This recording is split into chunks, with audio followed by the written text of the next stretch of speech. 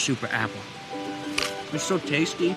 Pada tahun 1990 di Amerika Serikat, kisah akan berfokus pada seorang pemuda bernama Chris yang baru saja lulus dari salah satu universitas bergengsi di Atlanta dan dihadiri kedua oleh orang tuanya serta adik perempuannya, lengkap dengan kebahagiaan Chris yang mungkin tidak bisa dirasakan oleh sebagian orang yang kurang beruntung di belahan dunia lain. Mereka pun pergi ke restoran untuk merayakan kelulusan. Sebagai hadiah spesial, sang ayah bermaksud akan memberikan mobil baru menggantikan mobil Datsun tuanya yang nampak sudah karatan. Alih-alih akan senang, justru niat baik ayahnya harus berakhir dengan sedikit perdebatan ketika Chris yang punya prinsip hidup sederhana dan tak bermewah-mewah pun mengaku tidak membutuhkannya karena masih bisa jalan, jarang mogok, dan jika bapak dan ibu malu sama tetangga atau orang sekitar karena anaknya punya mobil rongsokan, ya itu urusan mereka. Kenapa harus kita yang repot? Tidak salah memang pemikiran si Chris ini, hanya saja dalam hal ini bapak dan ibunya pun hanya ingin memberikan hadiah spesial. Saking bahagianya mereka kepada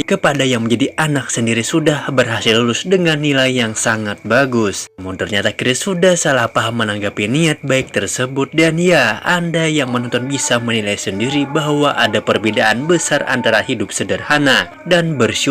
Bapak, ibu, dan adik perempuan pun pulang kembali ke rumah mereka di luar kota. Sementara Chris yang tinggal di apartemen nampak sedang merencanakan sesuatu untuk pergi meninggalkan kehidupannya yang sekarang. Chris berencana menghilang dengan alasan ingin hidup sederhana tanpa ketergantungan pada uang orang tuanya. Ia mendonasikan uang tabungannya sebesar $20.004 atau senilai dengan 300 juta lebih kepada yayasan dan melenyapkan seluruh identitasnya agar benar-benar menjadi orang bebas tanpa terikat dengan hukum dan aturan dunia modern. Dengan mobil Datsunnya, Chris pun berencana untuk pergi ke Alaska, hidup dengan alam. Di sana dengan sedikit bekal uang receh yang dimiliki, Chris yakin bisa bertahan hidup tanpa harus bergantung kepada kemewahan dan materi yang sering ditawarkan oleh kedua orang tuanya.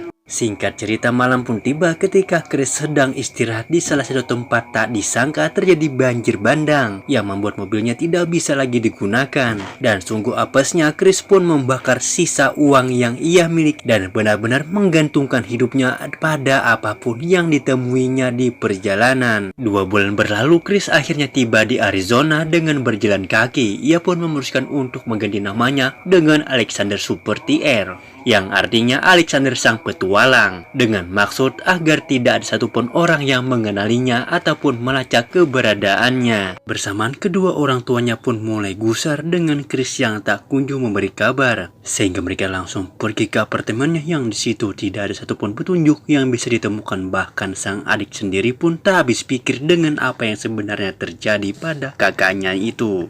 Kembali kepada Chris yang tak sengaja bertemu dengan om dan tante yang merupakan pasangan petualangan, di mana Chris diberikan tumpangan, bahkan diberikan makanan, diajak tinggal bersama dengan mereka berdua. Yang di situ Chris saling tukar pikiran, tukar pengalaman dengan si om dan tante. Alih-alih akan berpetualangan bersama, Chris nampaknya ingin mencari jati dirinya sendiri dengan caranya sendiri. Hal itulah yang membuat Chris sadar untuk pergi tanpa pamit, yang membuat si om dan tante cukup keheranan. Kembali berjalan tanpa arah dan tujuan yang pasti, Chris akhirnya bertemu dengan orang yang baru, kita panggil saja si petani. Sama seperti si om dan tante, si petani pun memperlakukan Chris dengan sangat baik, bahkan mengizinkannya untuk bekerja